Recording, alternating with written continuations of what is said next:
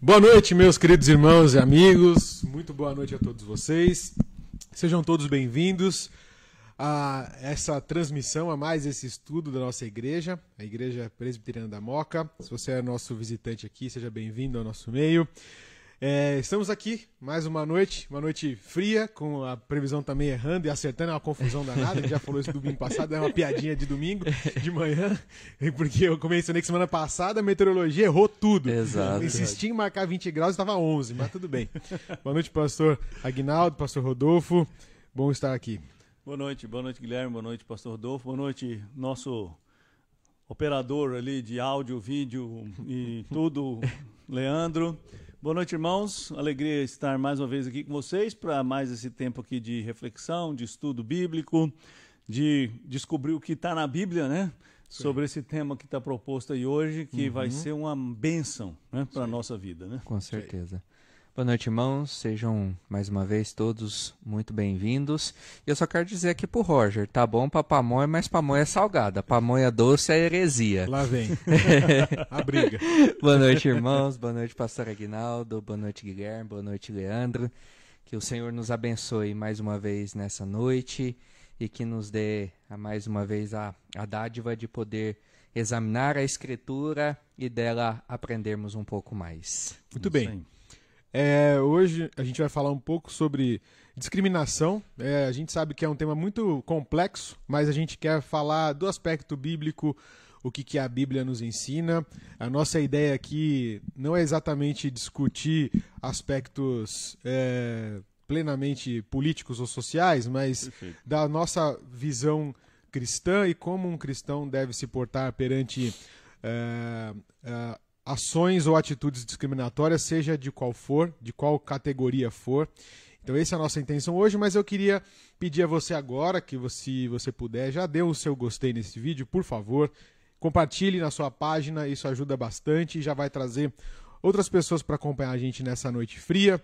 Com certeza o povo está em casa, né? Então assim, não tem mais o que fazer. Já não tinha muito o que fazer na rua, né? Já está tudo com o horário ainda meio bagunçado. Então, frio... bota o pessoal aí para assistir, convida os seus amigos e parentes, os seus contatos aí do Facebook para acompanhar essa discussão aqui e aprendermos aqui todos juntos, certo? Perfeito, aí, isso aí. Vamos calçar as pantufas e enrolar no cobertor, né?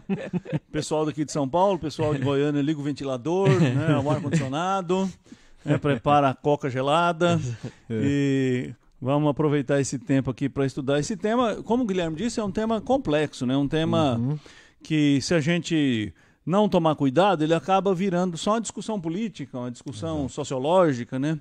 E o nosso tema aqui vai ser abordado do ponto de vista bíblico, né? Bíblico, histórico. Claro que a gente vai fazer referência a coisas da sociedade, que a igreja está aqui exatamente para ser sal da terra e luz do mundo, né? Mas a nossa investigação aqui não é social, né? Não é política, é uma investigação bíblica. E esse é um tema presente na Bíblia, como a gente vai ver, já que o nosso programa é o Tá na Bíblia, a gente nós veremos que a Bíblia trata dessa questão e o Evangelho traz uma mudança muito grande, né, para a sociedade e para o ser humano. Então, é um tema muito relevante, sobretudo porque a gente está vivendo num tempo muito crítico, né, acerca desse assunto. Então, vamos lá, vamos ver o que a Bíblia diz. E lembrarmos, né, que o nosso intuito aqui hoje é também refrescar um pouquinho a nossa memória a respeito de quão amplo é esse assunto da discriminação, né, porque às vezes nós temos algum ponto ou outro que está em mais evidência, mais falado, mas lembrar que esse leque da discriminação, infelizmente, ele é muito maior do que nós imaginamos e atinge muito mais pessoas do que nós queríamos. Então, nosso intuito também aqui é resgatar essa ideia dessa amplitude para que em todas as áreas em que a discriminação lança os seus tentáculos, a palavra do Senhor seja esse norte e essa direção para as nossas vidas. Tá certo. Muito bem. Eu só quero... Hoje, então, a primeira questão aqui, uma das questões que a gente quer levantar é justamente como a Bíblia nos trata dos assuntos da discriminação, né? E a gente sabe que essas mudanças foram sendo feitas ao longo da história. No passado se tinha uma segregação, uma discriminação por conta social ou por uma questão de nação, e hoje é muito forte uma questão racial. Enfim, isso foi mudando ao longo da história, mas a gente vê a presença da discriminação dentro da sociedade como um problema do pecado, né? E a gente quer falar um pouco sobre isso, mas então a primeira pergunta é sobre isso, mas antes vamos fazer uma oração para a gente começar? Com certeza. Pastor Rodolfo, senhora, por favor. Vamos lá. Senhor, no nome de Jesus, nós queremos agradecer ao Senhor pelo dia, agradecer ao Senhor, a Deus, porque Tu cuidastes de cada um de nós, derramaste da bênção do Senhor sobre as nossas vidas, renovou as Tuas misericórdias sobre nós e agora continua nos abençoando ao nos dar essa oportunidade e esse privilégio de podermos aqui mais uma vez estudarmos a Tua Palavra, mais uma vez, ó Deus, nos colocarmos diante dela e ouvir o Senhor, ouvir aquilo que o Senhor tem a nos dizer, aquilo que o Senhor tem a nos ensinar. Sabemos, ó Deus, que o pecado afetou todas as áreas do viver humano e não foi diferente, ó Deus, no que diz respeito às nossas relações com o nosso próximo, com aquele que também é criado à imagem e à semelhança do Senhor.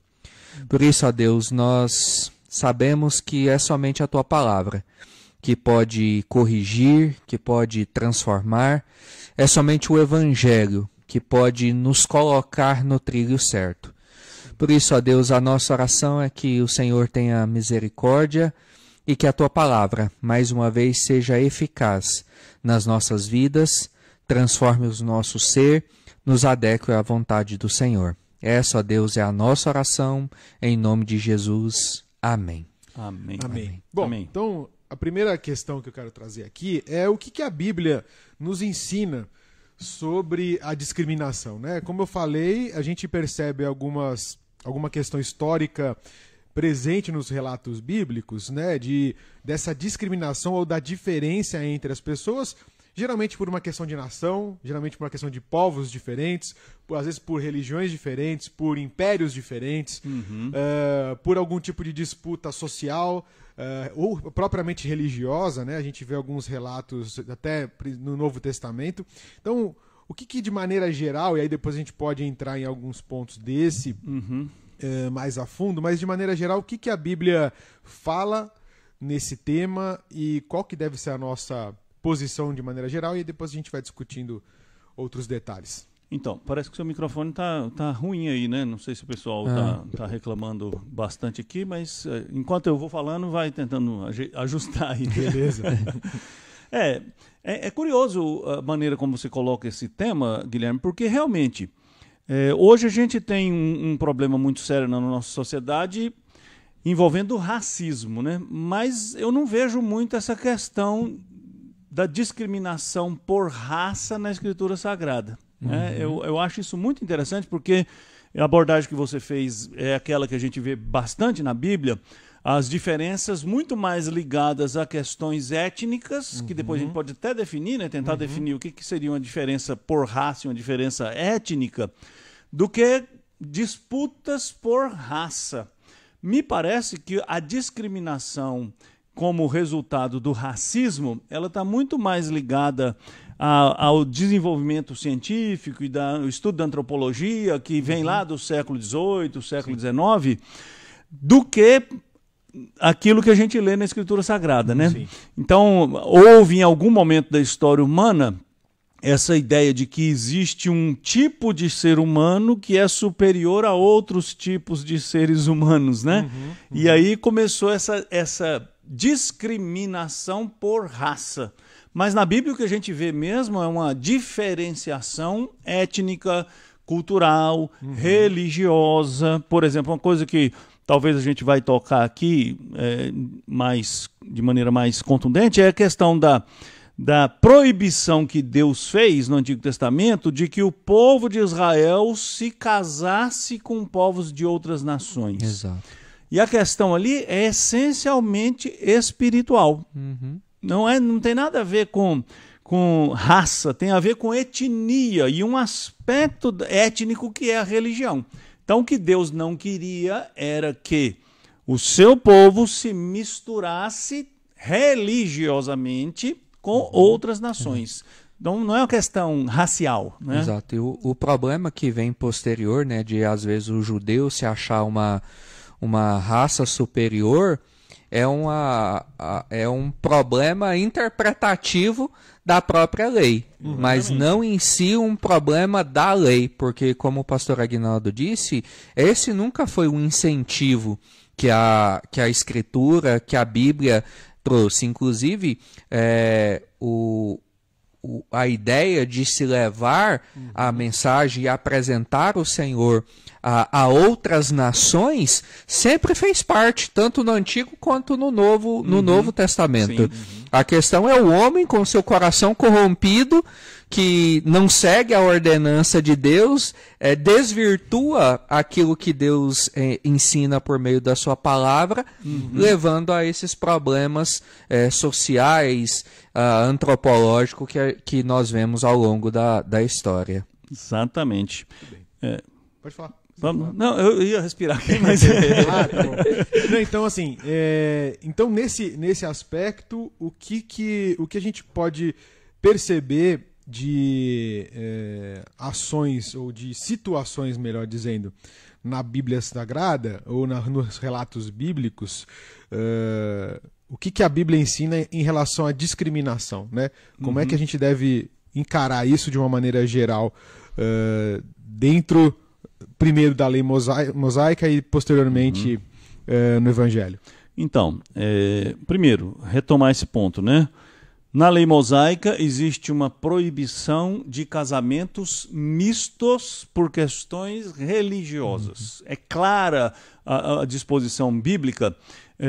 Se o pastor Rodolfo, enquanto eu estou falando, puder me ajudar aí, eu não anotei nenhum texto aqui, mas é clara a disposição bíblica que proíbe esse casamento para que a fé do povo de Deus não fosse corrompida pela idolatria dos povos vizinhos. Mas a gente tem na Escritura Sagrada casamentos multiétnicos, né? Até depois eu quero até fazer uma curiosidade aqui. Moisés se casou com uma mulher cuxita. E é muito curioso isso. Você vai lá no livro de Números, no capítulo 12 do livro de Números, existe uma briga entre Miriam, Arão e Moisés. E o texto de Números, capítulo 12, diz claramente que a briga de Miriam com Moisés é por causa da mulher cuxita que ele tomou como esposa. Existe muita disputa, né? Hermenêutica sobre isso. Alguns dizem que essa mulher cuxita é a própria Zípora e que provavelmente o que Miriam está fazendo vamos dizer assim, discriminando Zípora e chamando-a de cuxita. E aí a gente precisa entender o que é cuxita, né? Cuxita é a palavra no Antigo Testamento que designa os etíopes. Então, alguns comentários dizem, olha, Miriam está discriminando a mulher de Moisés, se é Zípora, chamando-a de negra.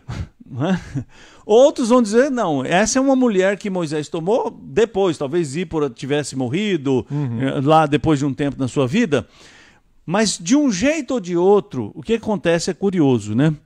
Miriam briga com Moisés por causa da sua mulher cuxita,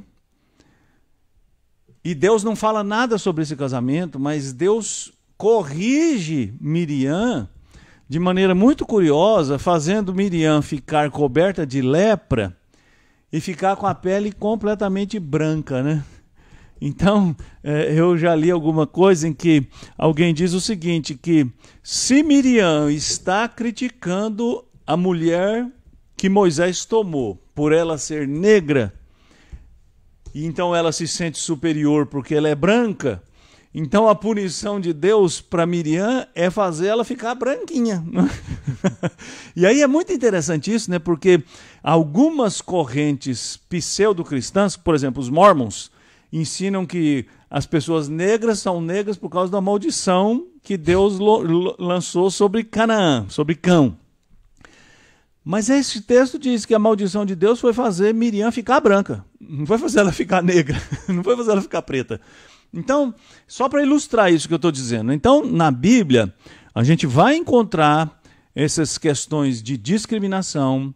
A gente vai encontrar no Novo Testamento, por exemplo, a igreja criticando Pedro, porque Pedro foi até a casa de um romano, de um gentio, pregou o evangelho, né? E Pedro teve que se justificar, isso está lá no capítulo 11 de Atos, né? A gente vê Natanael discriminando Jesus, né? Quando André diz para ele, nós encontramos o Messias, é o Nazareno Jesus. E aí Natanael fala aquela frase célebre, né? Por acaso pode vir alguma coisa boa de Nazaré? É uma maneira de discriminação, né? Então a gente tem esses casos na Escritura. A oração do fariseu, né? Que agradece a Deus porque não era como aquele publicano, mas que era uma pessoa de reputação ilibada, que dava o dízimo. Então, são todos esses exemplos, né, que mostram essa realidade. E aí eu achei um texto aqui, pastor, falando da questão, a gente falou da questão do casamento, lá em 1 Reis 11, falando de Salomão, diz assim, a partir do versículo, ora, além da filha de Faraó, amou Salomão muitas mulheres estrangeiras, moabitas, amonitas, edonitas, sidônias e etéias, mulheres das nações que havia o Senhor dito aos filhos de Israel. Não caseis com elas, nem casem elas convosco, pois vos perverteria o coração para seguirdes os seus deuses. E olha que coisa curiosa, né?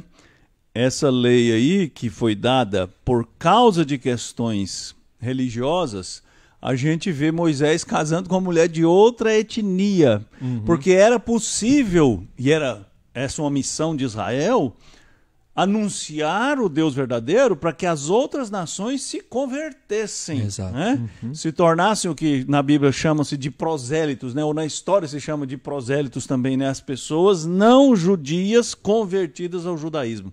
Então não há nenhuma restrição quanto a isso. Aí a gente vamos chegar lá no texto, né? Nosso programa está na Bíblia, até agora a gente não lê a Bíblia. Aliás, o pastor Rodolfo acabou de ler a Bíblia, né? Mas eu queria ler aqui um texto de Gálatas, capítulo 3, onde o apóstolo Paulo fala sobre esse assunto, do que Cristo fez e de que como a fé cristã desfaz qualquer tipo de diferença entre as pessoas. Então diz lá, pois todos vós sois filhos de Deus mediante a fé em Cristo Jesus, porque todos quantos fostes batizados em Cristo, de Cristo vos revestistes. Dessarte, não pode haver judeu, nem grego, nem escravo, nem liberto, nem homem, nem mulher, porque todos vós sois um em Cristo.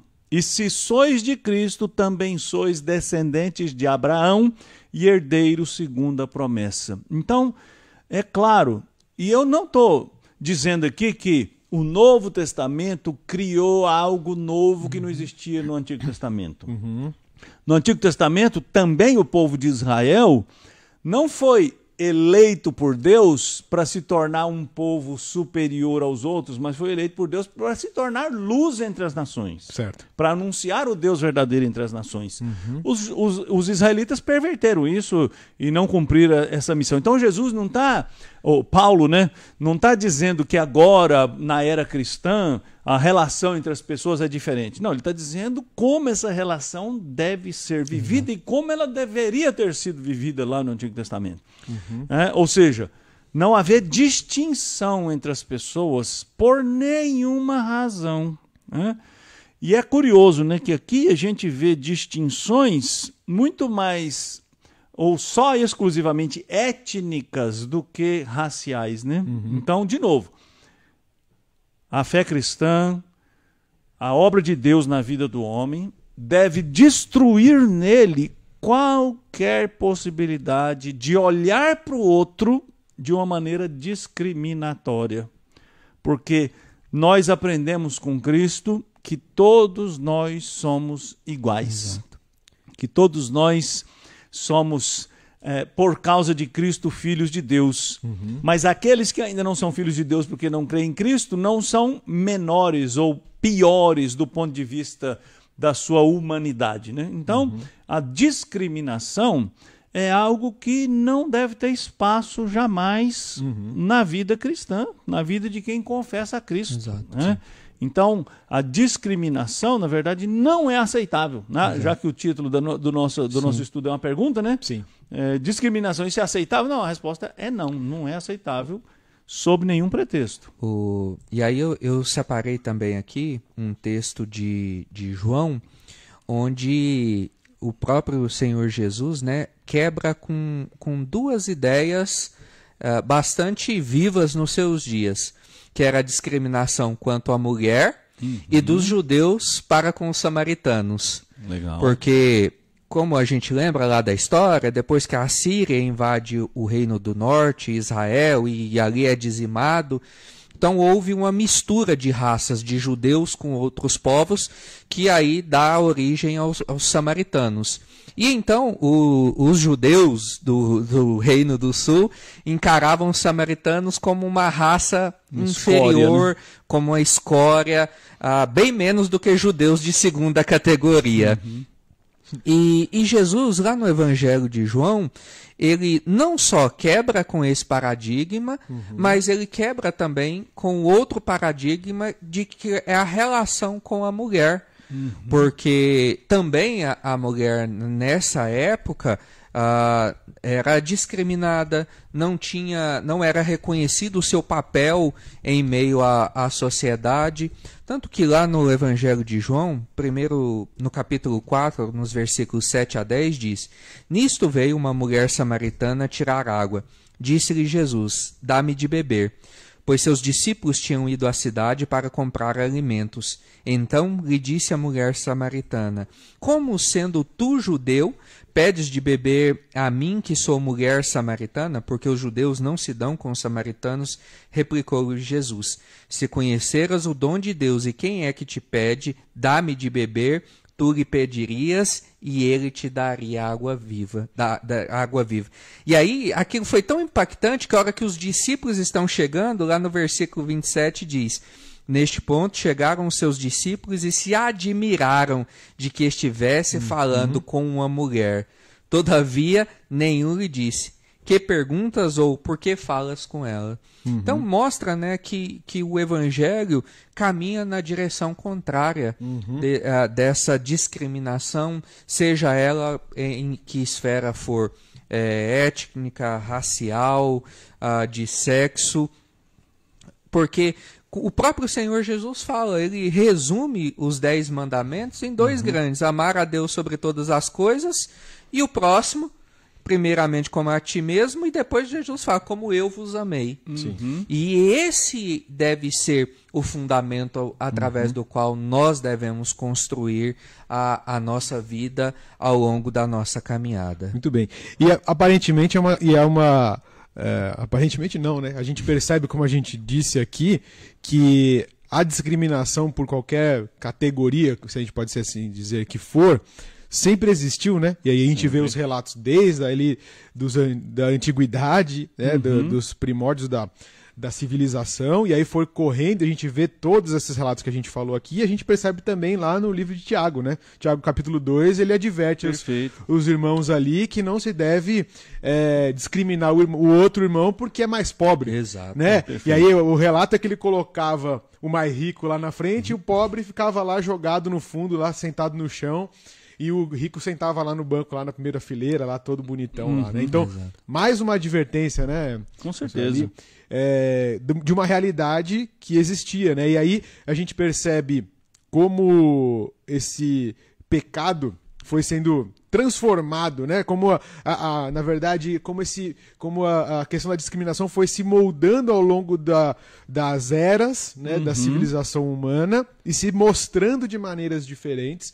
E hoje a gente vê, como a gente falou, né, uma discriminação racial e social muito mais forte do que antigamente essas disputas que aconteciam, inclusive dentro da própria igreja, né, o que é pior ainda, né, pastor? Com certeza. O texto de Tiago que você lembrou é muito importante, né, porque, de fato, essa discriminação por conta da condição social é uma coisa vexatória e é uma coisa inaceitável, né? Se em Cristo nós somos aquilo que Paulo disse na carta aos Gálatas, e depois ele diz na carta aos Colossenses, e depois ele fala na carta aos Efésios, que em Cristo nós temos a graça de serem superadas e derrubadas todas as diferenças, e todas são todas mesmo, então fazer uma discriminação de alguém pela condição social, pela condição intelectual, ou pela, entre aspas, raça, né? Pela cor da pele, né? Eu prefiro até usar isso, né? Cor da pele do que raça. É obviamente uma atitude inaceitável dentro de uma comunidade cristã. Exato. Né? E a gente vê, por exemplo, os apóstolos com o seu ímpeto missionário quebrando na prática esses preconceitos, né? Essa discriminação que havia. A gente sempre precisa lembrar o seguinte, que os discípulos de Jesus Cristo, os apóstolos, né, eram judeus. Portanto, eles foram criados dentro de uma cultura que discriminava todo não-judeu, considerando como uma classe inferior de pessoas. E, como o pastor Rodolfo lembrou bem, os samaritanos, uma classe inferior aos inferiores, né? Diz até que um judeu ortodoxo levantava de manhã e orava a Deus agradecendo: Senhor, muito obrigado porque eu não nasci mulher, porque eu não nasci samaritana e porque eu não nasci gentios, né? E, então, esses apóstolos alcançados pela graça, cheios do Espírito Santo, eles rompem a barreira cultural, rompem a barreira étnica e eles vão pregar o evangelho no mundo inteiro. Exato. Né? Paulo é comissionado por Deus explicitamente para ser um missionário entre os gentios. Né? E o mundo gentílico para onde Paulo vai pregar o evangelho não é nada amistoso com ele, né? E muito menos com os judeus. A gente, por exemplo, tem relatos que o imperador Cláudio, no ano 44, expulsou os judeus de Roma. Né? Então os judeus já sofriam também discriminação. Né? E Paulo vai até Roma pregar o evangelho, e Paulo vai à Macedônia, e Paulo vai à Ásia Menor, Paulo vai à Grécia. Por quê? Porque Paulo tem a clara convicção de que o evangelho quebra qualquer barreira. E um cristão não pode ser um construtor de barreiras, mas tem que ser um construtor de pontes. Né? E eu até quero ler, se me permite aqui, 1 Coríntios 9, né, onde o apóstolo Paulo fala do seu ímpeto missionário. E ele diz assim, no capítulo 9, versículo 19 de 1 Coríntios: Porque sendo livre de todos, fiz-me escravo de todos a fim de ganhar o maior número possível. Procedi para com os judeus como judeu, a fim de ganhar os judeus. Para os que vivem sob o regime da lei, como se eu mesmo vivesse assim, para ganhar os que vivem debaixo da lei, embora não esteja eu debaixo da lei. Ao sem lei, como se eu mesmo fosse, não estando sem lei para com Deus, mas debaixo da lei de Cristo, para ganhar os que vivem fora do regime da lei. Paulo está falando aqui de judeus e não judeus, né? Fiz-me fraco para com os fracos, fiz com o fim de ganhar os fracos, fiz-me tudo para com todos, com o fim de, por todos os modos, salvar alguns. Tudo faço por causa do evangelho, com o fim de me tornar cooperador com ele. Então, isso é uma declaração de uma convicção de que a fé cristã quebra quaisquer barreiras que os homens levantaram por qualquer tipo de valor distorcido, que deveria fazer os cristãos hoje que, de alguma maneira, permitem-se discriminar alguém por qualquer razão, ficar acorado de vergonha. Então, esse exemplo de Paulo, as palavras de Jesus, as declarações teológicas que ele fez, são absolutamente contundentes e deveriam convencer qualquer cristão de que qualquer tipo de discriminação é uma ofensa ao Evangelho que diz que os homens são iguais. Exato. Né? Muito bem. Tem uma pergunta aqui do presbítero Fernando, né, que ele falou assim: não sendo razoável nem aceitável aos crentes discriminarem seus irmãos em Cristo, e aqui eu coloco não só os irmãos em Cristo, né? Sim. Todos, né? Exato. Por outras questões, sejam raciais, culturais, políticas ou econômicas, obviamente, como instruir a igreja a uma atitude respeitosa e piedosa. Eu vejo que isso hoje, né, principalmente em alguns pontos, é de suma importância, né, porque, como, por exemplo, a questão política, hoje nós vemos até mesmo dentro da igreja debates muito acalorados, porque por causa das nossas posições políticas, essa polarização extremada, que se eu sou de um ponto, eu não aceito o outro. Então, assim, eu creio que nós precisamos, de fato, ser chamados novamente à razão e pensarmos a respeito disso, porque nós precisamos analisar as nossas posturas à luz da Escritura. Eu posso sim ter as minhas ideias raciais, culturais, políticas e econômicas, como a vida supostamente funciona melhor, mas, acima de tudo, a Escritura precisa balizar a minha vida. E eu não posso discriminar um irmão, eu não posso ter uma atitude belicosa com um irmão porque ele pensa diferente de mim em alguma posição. Se ele está errado, o meu papel é orientar, o meu papel é mostrar a ele, à luz da Bíblia, qual é o caminho certo que o Senhor orienta para o seu povo, mas nunca de exercer sobre ele ou sobre eles a chamada cultura do cancelamento, né, dos nossos dias, onde se eu digo ou pratico alguma coisa que você não concorda, você de imediato me cancela por completo. Mas essa não é a postura. Nos textos que nós acabamos de ver e de ler aqui, nós vemos a direção ao contrário, eu indo em direção a essa. Porque se a ideia fosse me juntar aos que pensam igual a mim, Jesus não tinha ido ao encontro da mulher samaritana, Paulo não teria ido pregar aos gentios, Pedro não teria se levantado em defesa aos gentios ali no concílio de Jerusalém.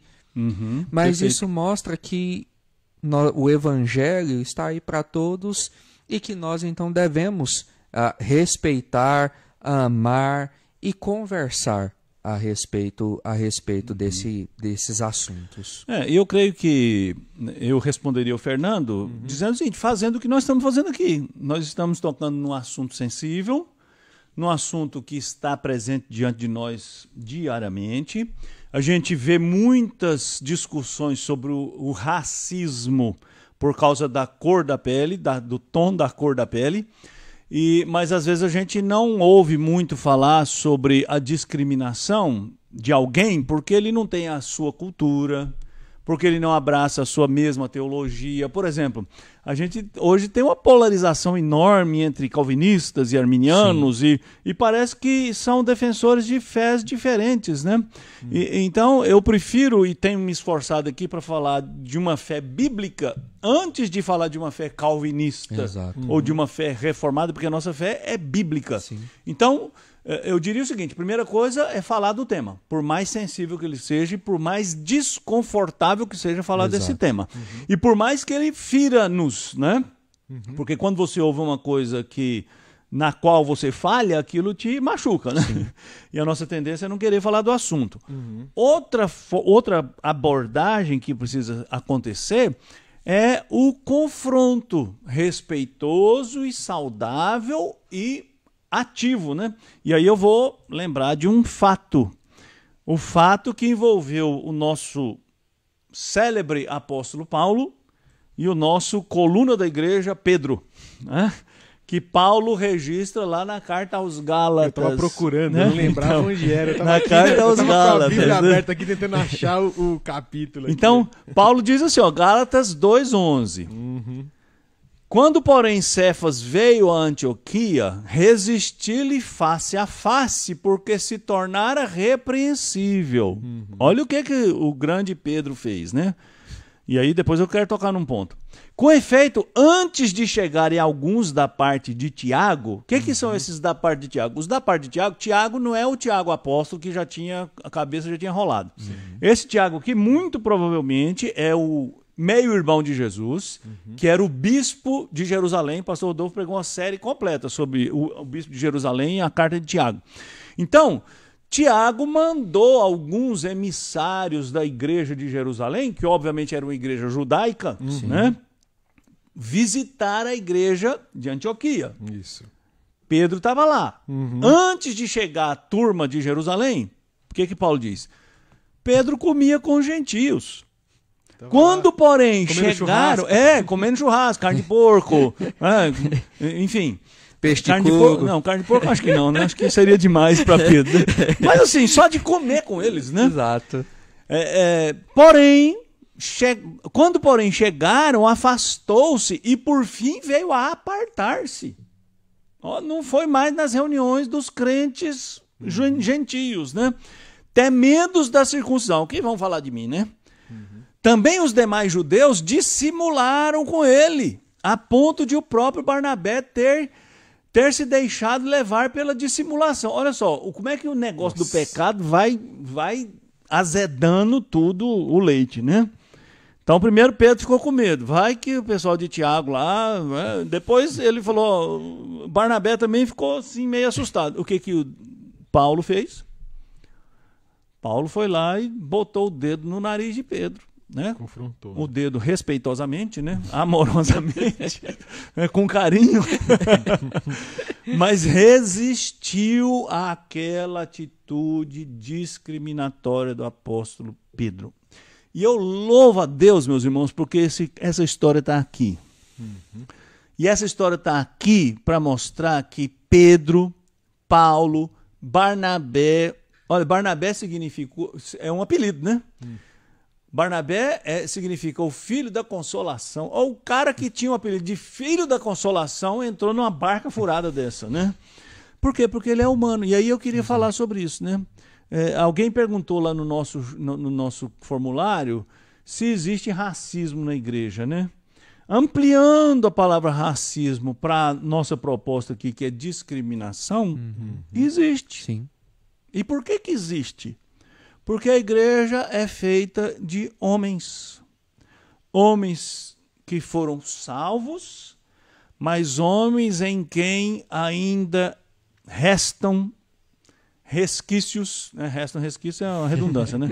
Ainda há resquícios daquela natureza caída, né? Exato. Então assim...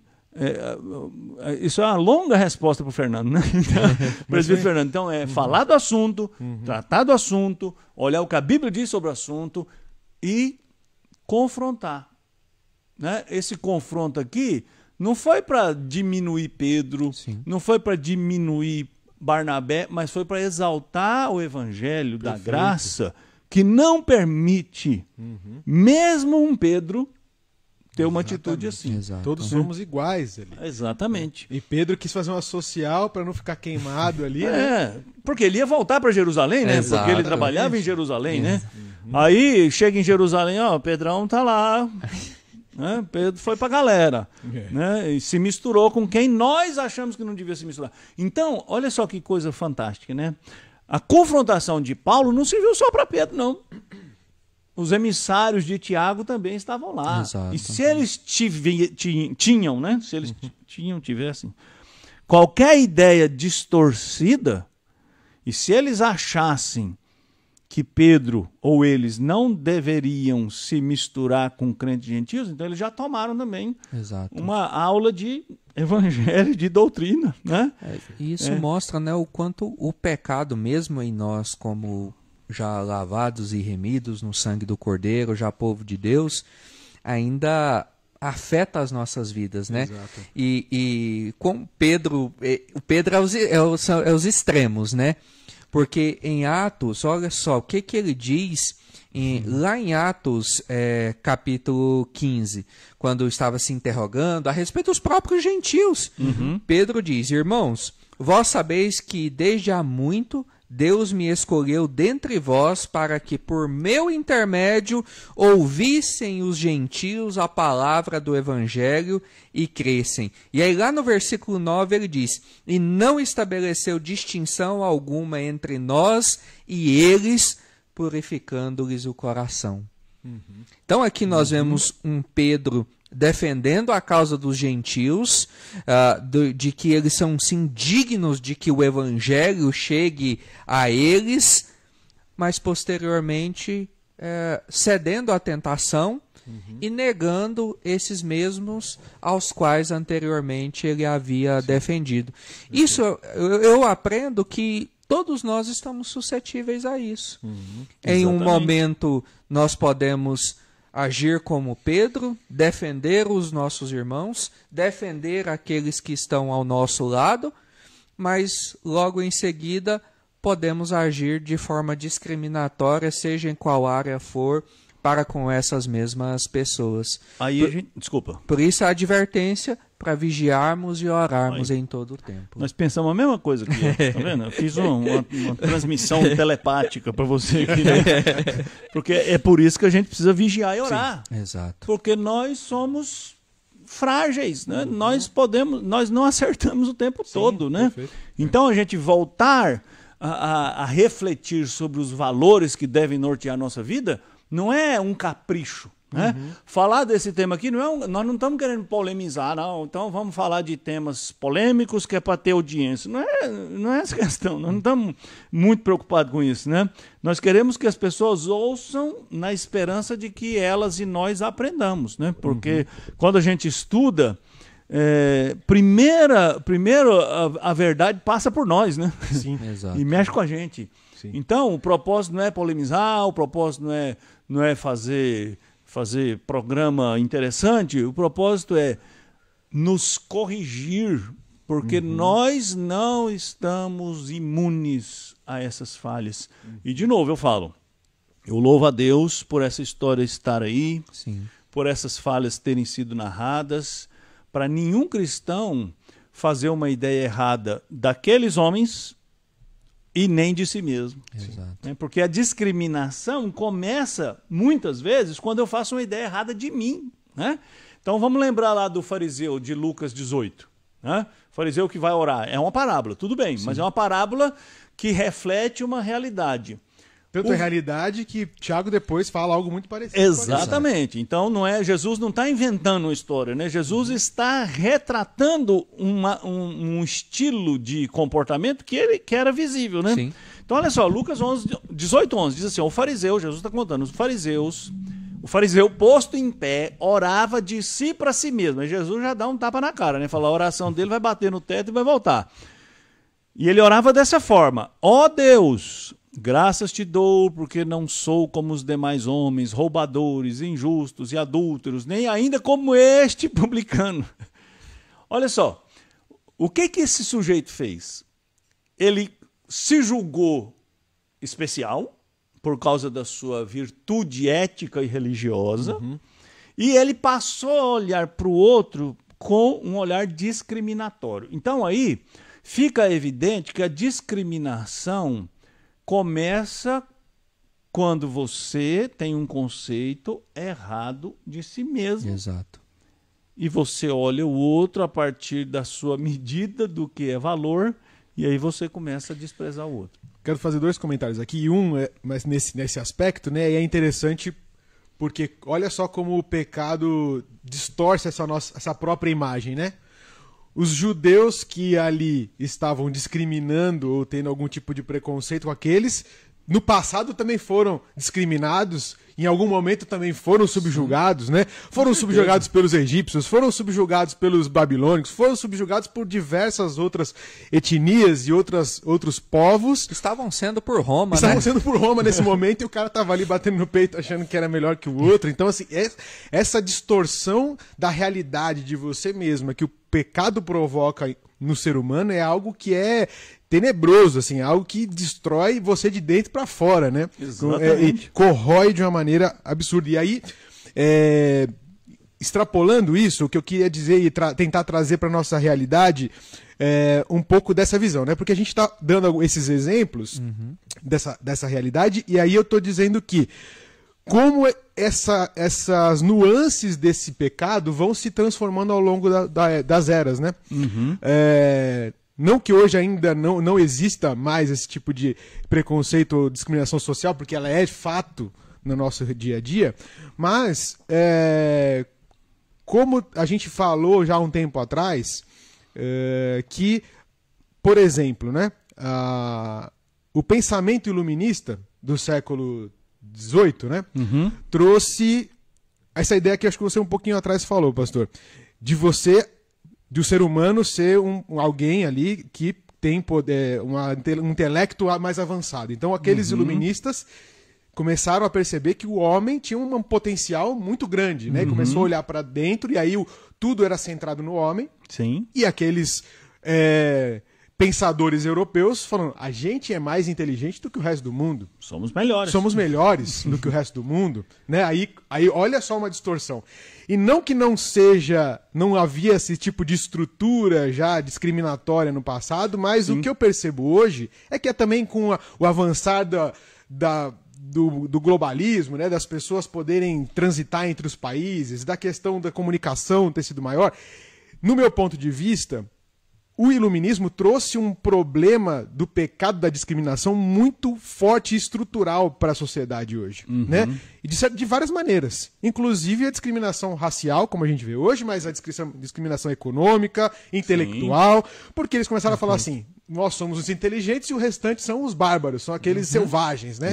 E aí seriam selvagens qualquer outros, que não fossem ali daquela região, ali quem não fosse do pensamento ali que nasceu na Europa, todos os outros são animais, são aqueles brutos, são os, sei lá, os tribais, com pensamentos que não são da alta sociedade ou da alta filosofia humana. E, no meu ponto de vista, isso trouxe muitas consequências ruins do que a gente vive hoje, né? E aí vieram todas as questões econômicas, as pressões econômicas sobre os mais pobres, né? E a gente vê aí também, aí depois disso, todo o problema da escravidão africana que veio para a América e todas as consequências que nós temos hoje.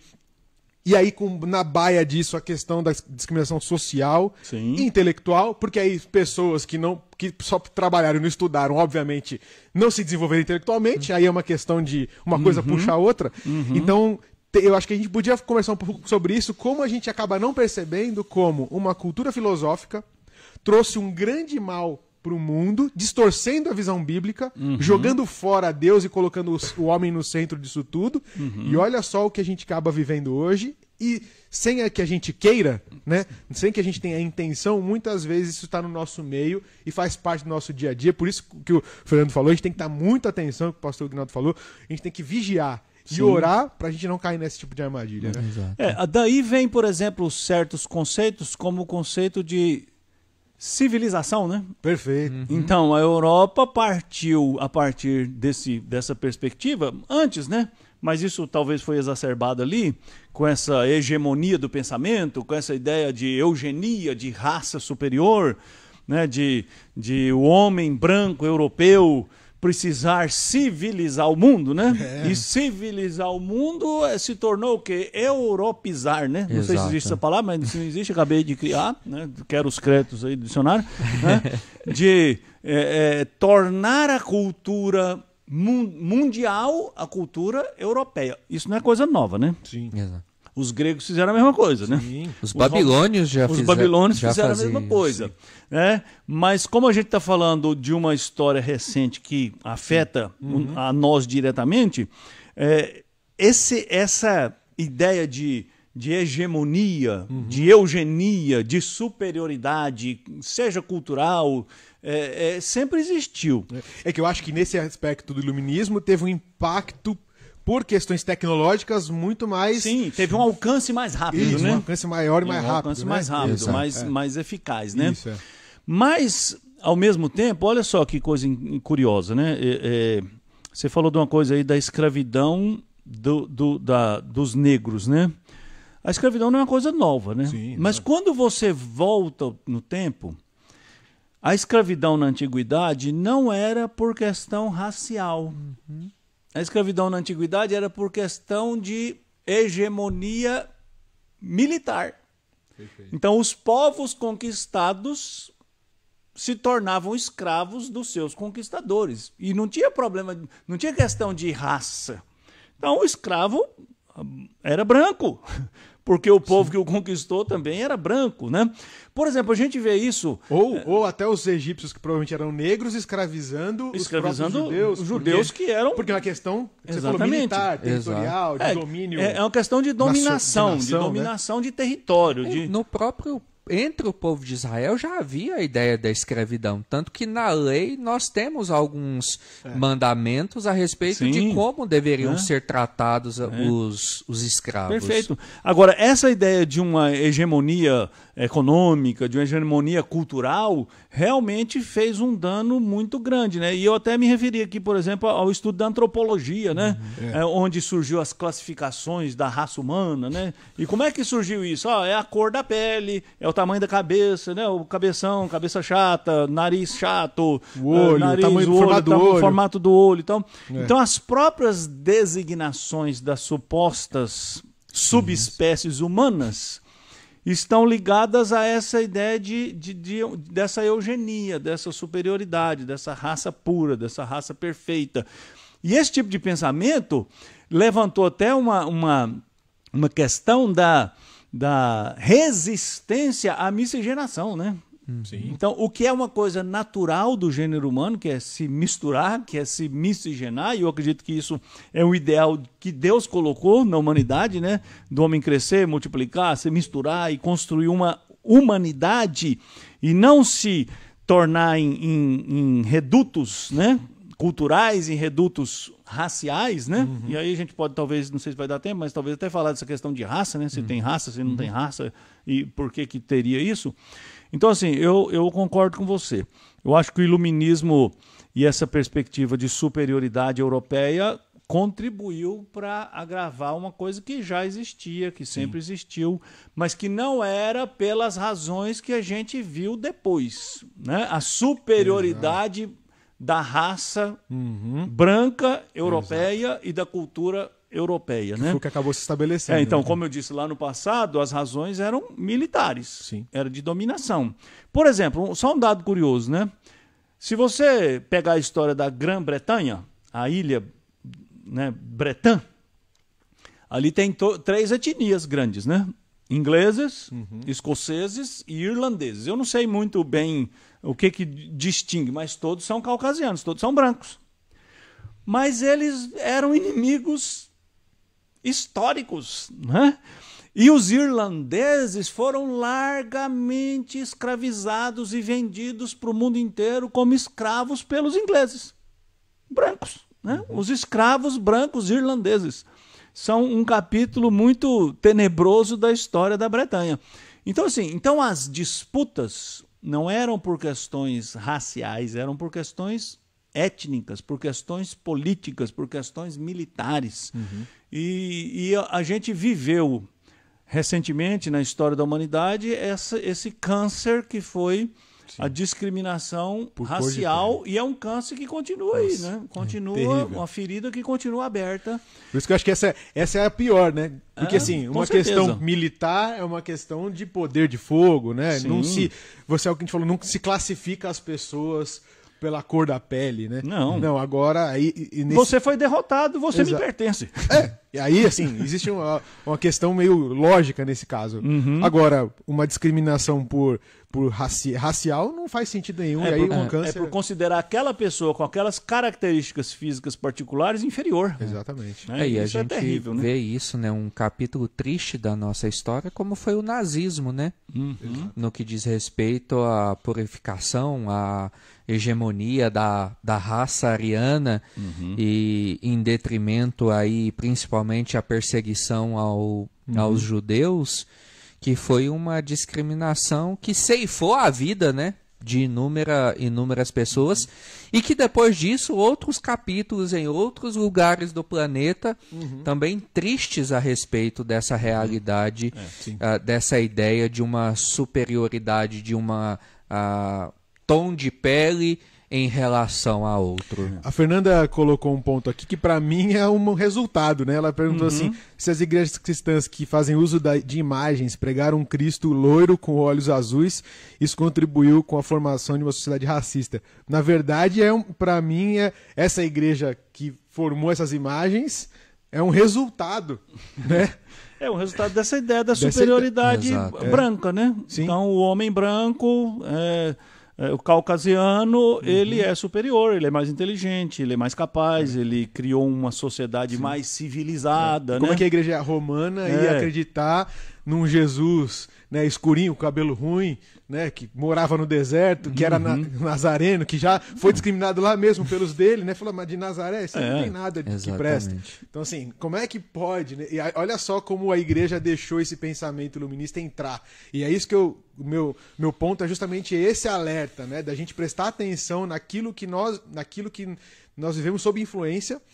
E aí a igreja, aqui no caso, a igreja que gera as imagens, obviamente, a igreja católica apostólica romana, não poderia colocar pregado um Jesus diferente daquele padrão estabelecido hegemonicamente lá, né, pelos poderosos, né? Exato.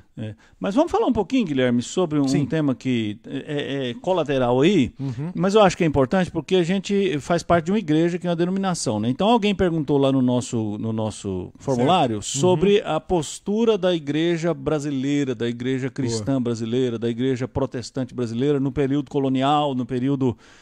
não é nem colonial aqui, né? Que é mais no período do Império, né? Que a luta pela abolição, né? Só um dado histórico, né? Os missionários, os primeiros missionários que vieram para o Brasil e fundaram a Igreja Presbiteriana do Brasil, particularmente Simonton, era um americano do norte, né? E Simonton veio assim no limiar da explosão da Guerra da Secessão. A Guerra da Secessão Americana, para quem não se lembra, né, é a guerra dos estados do sul contra os estados do norte, por causa, sobretudo, não só, mas sobretudo, da questão da abolição da escravatura. O sul, agrícola, o norte, industrial. O sul precisava de mão de obra. Qual mão de obra é mais barata? O escravo. O escravo.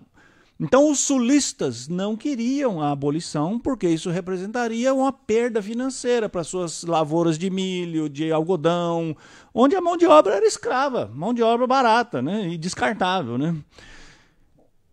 Começou a Guerra da Secessão. O norte, de onde veio Simonton, a igreja de Nova York, era abolicionista. E Simonton veio para o Brasil em 1859, a Guerra da Secessão eclodiu em 1861, mas ele já veio nesse fervor que 2 anos depois a guerra explodiu, né? Então, e Simonton, pelos registros que a gente encontra no seu diário, pela maneira como ele encarou a vida no Brasil, ele claramente era um defensor do abolicionismo. Agora, perguntar, a igreja teve uma ação efetiva abolicionista? A resposta é não, porque a gente precisa lembrar, meus irmãos, que esses nossos irmãos pioneiros, eles vieram para um Brasil que tinha uma religião oficial, católica. E eles tinham vindo para o Brasil com uma concessão, não com uma autorização para fundar igrejas, para construir igrejas. Não tinha essa autorização. Eles vieram nesse ímpeto. Então, eles tiveram uma atuação tímida, mas por quê? Por uma necessidade de sobrevivência. Exato. Porque o Brasil não era um país como os Estados Unidos, né, de hegemonia protestante, e que então pudesse se abraçar uma causa abolicionista, né? E aí a gente tem que fazer o meia-culpa também, porque a maioria dos sulistas que eram escravagistas também eram protestantes, né?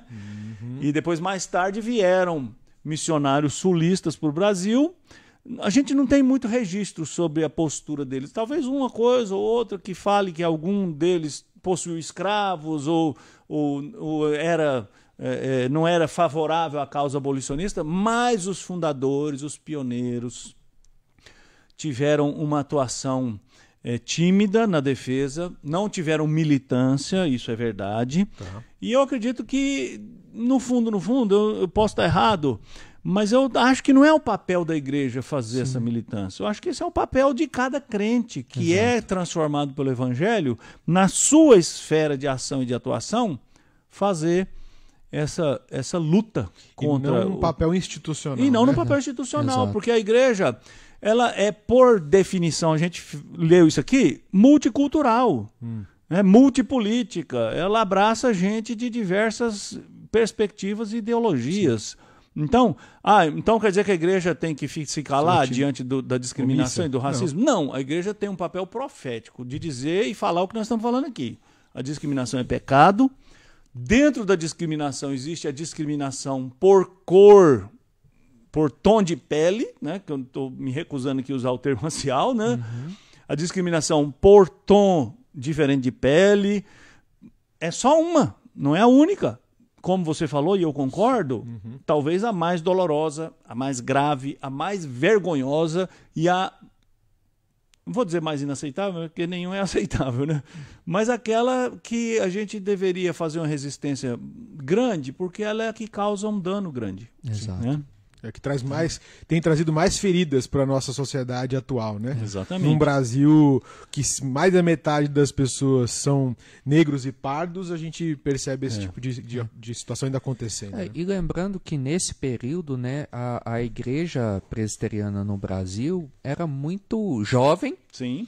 E muito, vamos dizer, insignificante no que diz respeito em números, né? De influência, né? E de influência. Um artigo que o senhor compartilhou com a gente, eu estava vendo, em 1890, já depois da Lei Áurea, o presbiterianismo correspondia a 0,06% da população brasileira. Lá em 1888, nós tínhamos apenas 3 presbitérios, 62 igrejas, 2.947. E lembrando, né, um dado importante, essa população presbiteriana não era, via de regra, a parte mais influente da sociedade. Que não tinha um grande destaque em meio à sociedade. Logo, isso também dificultava a igreja ter, vamos dizer, maior voz, como, por exemplo, diferente dos Estados Unidos, onde a grande maioria e as pessoas influentes da sociedade eram protestantes, logo era mais fácil de ser ouvidos. O cenário no Brasil era completamente diferente.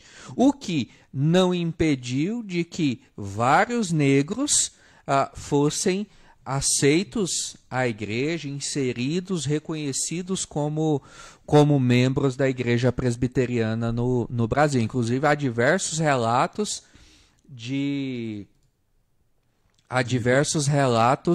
de pessoas de negros que foram sendo inseridos à igreja. Recebidos como membros. A gente precisa lembrar também que um negro, para ser recebido na igreja, precisava da autorização do seu senhor, né? Isso é uma coisa triste, né, de falar, mas é verdade. E lembrar um outro dado importante, né? A escola americana, que é a escola fundada pelos presbiterianos, foi a primeira escola a aceitar negros em salas mistas, negros e brancos juntos na mesma sala de aula. Né? Assim como foi a primeira escola que aceitou homens e mulheres na mesma sala de aula. Né? Então, a igreja presbiteriana, ela foi uma igreja de vanguarda nisso, né? A gente tem registro de famílias de pessoas negras sendo recebidas como membros, sendo batizados, Exato. a gente participando das reuniões conciliares. O reverendo Eduardo Carlos Pereira, né, que foi um líder importante lá no final do século XIX, começo do século XX, escreveu um pequeno opúsculo contra a escravidão. O jornal A Imprensa Evangélica, que era o jornal oficial fundado por Simonton, fez um artigo elogiando a lei do ventre livre, elogiando, mas ao mesmo tempo fazendo uma crítica, que era uma lei fraca, mas que foi uma lei que trouxe algum avanço, e depois, quando a Lei Áurea foi publicada, também foi publicado um artigo elogiando e falando que aquela lei corrigia uma distorção. Então, os nossos fundadores não compactuavam com a escravidão, embora eles tivessem podido fazer pouco contra ela. Né? Tá certo. A gente ficou sem imagem, mas o áudio tá funcionando. Então, vamos ver se a gente consegue resolver aqui. O Leandro vai tentar ligar aí, vamos ver o que dá certo aí. Tenta ligar direto no USB, deixa eu carregar um pouquinho aí. Acho que parece que a bateria acabou. Se der tempo, a gente troca, mas estamos aqui no áudio, não saiam daqui. Bateria é só sem imagem. A gente tá por aqui, viu, gente? É como se fosse agora um podcast, um programa de rádio. Finge que vocês estão. Imagina que a gente tá falando aqui. Quer dizer, imagina que vocês estão vendo a gente falar. Exato. Até porque a nossa imagem não acrescenta muita coisa. É verdade, verdade. O mais importante aqui é ouvir o que a gente tá dizendo, certo? Exatamente. Então, estamos por aqui, gente. A gente sabe que ficou escuro aí, ficou tudo sem imagem, mas estamos conversando, tá? Bom, enquanto a gente se reorganiza por aqui, então acho que a gente falou um pouco sobre isso aqui já, né? Mas talvez valha a pena só voltar, reforçar a questão do papel de cada crente e não, como o senhor falou, né? Que a igreja tem um papel profético, né? E não efetivamente de encampar uma causa, qualquer que seja, na discriminação, né? Porque, como a gente falou, a igreja, o evangelho já é o remédio para a discriminação, né? Exato. A palavra profética é essa, é levar a cura para esse pecado que é justamente o evangelho. Então, é papel de nós, como crentes, como cristãos, sim, lutarmos contra qualquer tipo de discriminação, né? Agora, falando no nosso âmbito dentro da igreja, por exemplo, né? A gente sabe que a gente precisa vigiar, como a gente falou, porque muitas vezes as igrejas têm esse preconceito ou essa discriminação de não se envolver com trabalhos sociais que vão a lugares mais carentes, por exemplo, né? Ou trabalhos que aqui, graças a Deus, a gente faz na nossa igreja, de abraçar a comunidade, de trazer a comunidade para dentro da igreja, ou até de ir até os presídios, por exemplo, né? Então, como é que a gente pode entender isso? E também um alerta para aqueles irmãos que não estão da nossa igreja, como é que isso pode ser, como é que nós devemos olhar essa postura, muitas vezes, da igreja que se mostra como resistente à entrada de pessoas diferentes, né? No sentido de economicamente, às vezes intelectualmente, enfim. Olha, a igreja precisa ser um lugar multicultural, multirracial, e eu fico preocupado quando eu vejo algumas igrejas fazendo uma opção assim por um determinado público, né? A igreja dos surfistas, a igreja dos skatistas, a igreja dos jovens, a igreja dos idosos. A igreja, a beleza da igreja está exatamente nessa sua multiplicidade de pessoas, de idades, de culturas, de experiências, né? E essa igreja, então, é que vai fazer diferença. E essa igreja que foi chamada pelo Senhor para ir ao mundo e fazer diferença. E cada crente fazendo diferença na sua esfera de ação. Então, quando eu vejo assim, as pessoas pensarem ou falarem, né, que a igreja precisa ter uma ação social, a igreja precisa ter uma determinada postura, eu penso assim, que a igreja precisa ter um papel profético e denunciar o pecado, seja ele que tipo de pecado for. É omissão social, então isso precisa ser denunciado. discriminação social, isso precisa ser denunciado. Discriminação racial, isso precisa ser anunciado. E o crente, cada crente, então, sendo convencido por essa verdade extraordinária da fé cristã, ele age de tal maneira que ele, na sua esfera de ação, ele faz diferença fazendo diferente. Então, é assim que eu entendo que a ação da igreja vai ser efetiva. É a partir da ação de cada crente, na sua esfera de ação, dando o seu testemunho, mostrando a diferença que o evangelho faz na vida dele. E aí, é claro, aí vai ser uma ação da coletividade, porque toda a igreja vai estar envolvida neste propósito de transformar a sociedade, mas não necessariamente como uma instituição agindo. Essa igreja aqui é uma igreja que levanta a bandeira tal. Essa é uma igreja que levanta todas as bandeiras que são pecados, ou levanta bandeiras contra todos os pecados, né? Porque o pecado é que está na raiz de todos esses males, e a cura para o pecado, como você colocou muito bem, é o evangelho. Então, quando você anuncia o evangelho, você está anunciando o remédio de Deus para o pecado que insiste em achar lugar no coração do homem.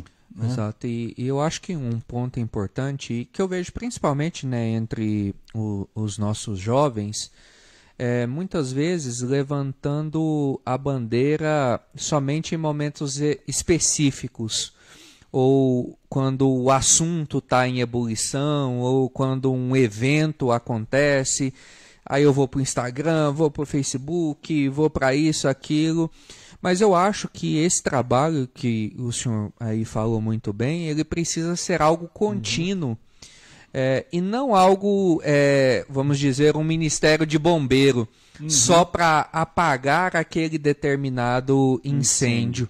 Ele precisa ser uma construção ao longo de todo o tempo, para que não venha a acontecer, ou tente se minimizar ao máximo essas questões discriminatórias. Ou seja, eu não posso agir, ou não, nem agir, né? É reagir a uma ação. Eu preciso trabalhar, sendo um embaixador de Cristo aqui nesse mundo, para que na minha esfera de ação, em qualquer momento, esse mal seja minimizado o possível. E não só quando algo específico acontece. Perfeito. Eu não sei se já tinha outra pergunta atrás aí, mas a Fernanda colocou uma questão aqui, acho que por causa da minha palavra aqui sobre a igreja de nicho, né? Certo. Essas igrejas categorizadas por nicho não seria para atender a necessidade de determinado grupo que eram recriminados? Então, Fernanda, eu concordo com você. Essa foi a intenção original de quem pensou em alcançar esses grupos que eram discriminados e que ainda são, né? Não vamos querer tampar o sol com a peneira, né? Como o Guilherme disse, às vezes quando entra na igreja, uma igreja de classe média, uma igreja de família, uma pessoa diferente, de outro grupo, com outro tipo de roupa, a gente se assusta e às vezes essa pessoa é discriminada mesmo, lamentavelmente é discriminada. Mas eu acredito que esse remédio é um remédio que talvez faça tão mal quanto a doença. Porque aí eu corro o risco de induzir aquelas pessoas a pensarem que elas podem permanecer no seu nicho e que elas não precisam também, de alguma forma, aceitar os que estão fora do nicho. Porque aí a discriminação é chumbo trocado, né? Às vezes a pessoa se sente discriminada e ela passa a discriminar. Uma discriminação reversa. Exatamente. Então, o meu medo, a minha preocupação e a minha ação pastoral seria muito mais de, ao invés de construir uma igreja voltada para um nicho, demolir os fundamentos que geraram o preconceito da comunidade contra qualquer outra pessoa, seja ela por que motivo for. Então eu fico na dúvida, quer dizer, eu não fico na dúvida, eu tenho certeza que o remédio vai, a longo prazo, causar o mesmo dano que ele pretendia curar. Sim. Né? Só que no polo oposto. Porque aí eu pergunto, aí vai lá aquela pessoa ultra tradicional numa igreja de skatistas, né? Ele vai ser bem recebido? Ele vai se achar no lugar dele?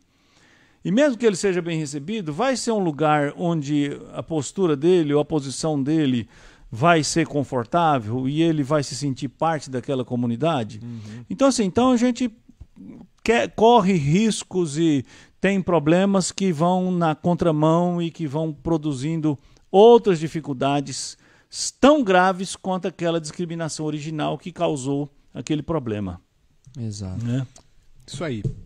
Bom, só para avisar o pessoal, a gente está sem imagem mesmo, tá? Fiquem tranquilos, mas estamos por aqui com o áudio, tentando conversar aqui para a gente chegar na reta final do nosso estudo.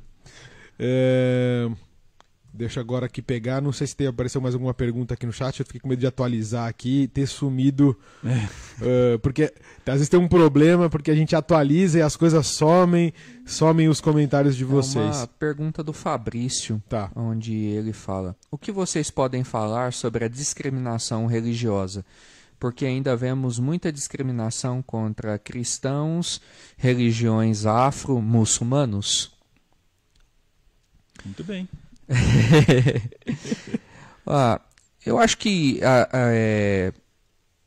um pouco dessa discriminação, é lógico que a gente não pode dizer que não há, mas há um outro lado também que a gente precisa levar em consideração, a respeito da realidade um pouco que a gente está vivendo. Porque hoje o pensar diferente também tem sido considerado, infelizmente, como uma atitude discriminatória.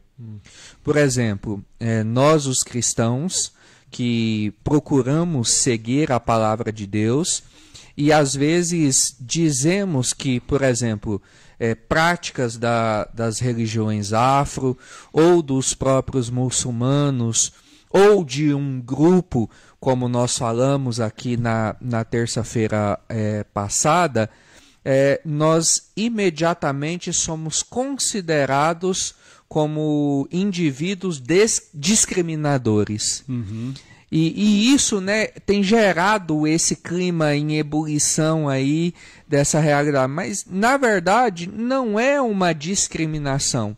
Na verdade, é um amor por essas outras religiões, mostrando a elas que o caminho que elas estão trilhando não é aquilo que está na palavra de Deus, de que o caminho que elas estão trilhando não está na Bíblia. Logo, o nosso papel é tentar mostrar para elas o que está na Bíblia, a fim de que elas sejam alcançadas pela graça e trilhem o caminho certo. Mas é lógico, em meio a esses esforços, há com toda a certeza a discriminação. Àqueles que professam a religião afro, aos que professam a religião muçulmana, como também quanto aos cristãos. Hoje também nós somos, às vezes justamente, às vezes injustamente, também discriminados por seguirmos a palavra de Deus. Então, eu concordo com o pastor Rodolfo, e eu só, não sei se acrescentar, ou eu diria o seguinte: é da essência da fé protestante defender o direito da liberdade religiosa. Porque os protestantes foram vítimas do cerceamento dessa liberdade. Sim. Foram perseguidos, foram mortos, aqueles proto-reformadores, e depois os reformadores, o próprio Martim Lutero foi condenado à morte, só não foi executado porque teve apoio político de nobres, e os protestantes foram perseguidos no Brasil, enfim. Então, é da essência da fé protestante, da fé reformada, a defesa da liberdade religiosa, um dado histórico que talvez os irmãos já saibam, mas é importante relembrar. Quando os holandeses dominaram o Nordeste, os holandeses permitiram que os judeus construíssem a primeira sinagoga das Américas. Então, a primeira sinagoga das Américas foi construída na cidade de Olinda. Você pode visitar lá essa sinagoga histórica durante a dominação holandesa no Nordeste. Os holandeses eram o quê?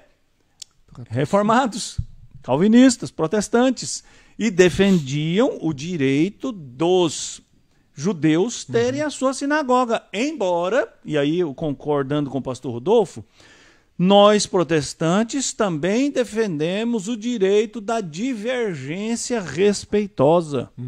Então, quando eu digo para um cidadão que abraça a religião afro-brasileira, que eu discordo da religião dele, que a religião dele, por mais que tenha uma matiz étnica, histórica, que veio dos seus ancestrais, do ponto de vista cristão, do ponto de vista bíblico, para nós essa religião é um equívoco. Exato. E eu tenho o direito de dizer isso para ele, de levantar o debate religioso.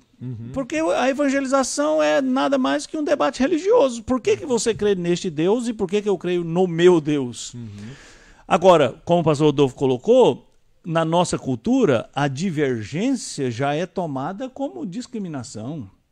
A divergência já é tomada como um espírito de superioridade. Ora, eu e uma pessoa que pratica o bandismo, do ponto de vista da humanidade, somos iguais. Exato. Eu não sou melhor do que ele.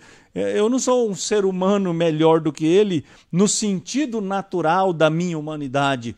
Eu tenho uma fé diferente da dele. E eu quero ter a liberdade de debater com ele a fé que ele tem, como eu quero ter com o judeu, como eu quero ter com o espírita, como eu quero ter com o católico ou com qualquer outra corrente religiosa. E é nesse debate respeitoso, preservando o direito que cada um tem a liberdade de expressar a sua fé e de divergir, que a gente vai construir uma sociedade com menos discriminação. Exato. Então, agora, quando eu olho para o outro que tem uma religião diferente da minha, e por causa da religião diferente eu me sinto superior a ele como ser humano, e eu me sinto no direito de persegui-lo, e eu me sinto no direito de discriminá-lo, eu estou pecando. Exato. Porque a minha missão como cristão é o contrário, é mostrar para ele que existe um Deus que é amor, que pode redimi-lo da sua perspectiva religiosa equivocada.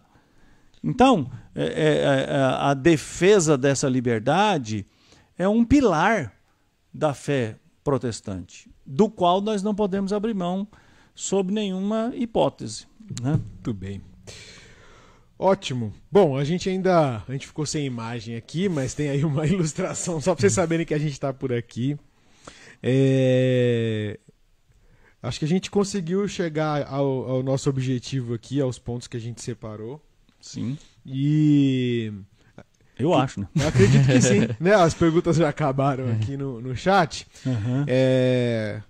Então eu queria já tentar caminhar aqui para o final da nossa reunião. Sim. Agradecer aos irmãos que ficaram conosco aqui, mesmo sem imagem, só nos escutando.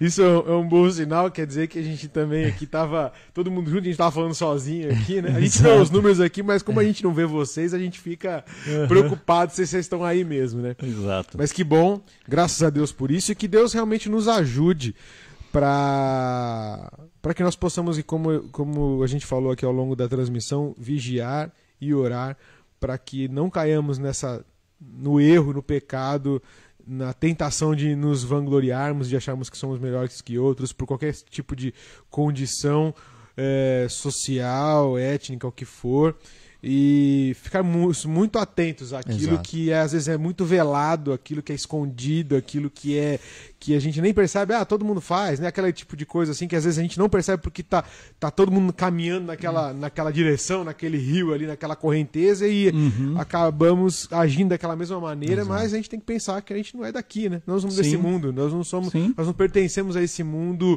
nesse sentido assim, de não temos que compactuar com o mundanismo, muito pelo contrário, a gente precisa pregar o evangelho, que é o remédio, que é a solução para as mazelas humanas.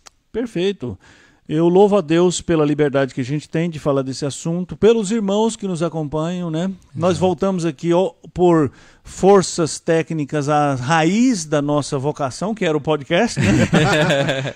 Nós nunca sonhamos ser vlogueiros, né? Nosso negócio era ser nem blogueiro, né? Como é que é o nome do podcaster mesmo, né?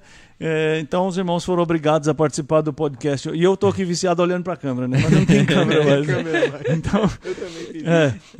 E eu louvo a Deus pela companhia dos irmãos, pela participação dos irmãos.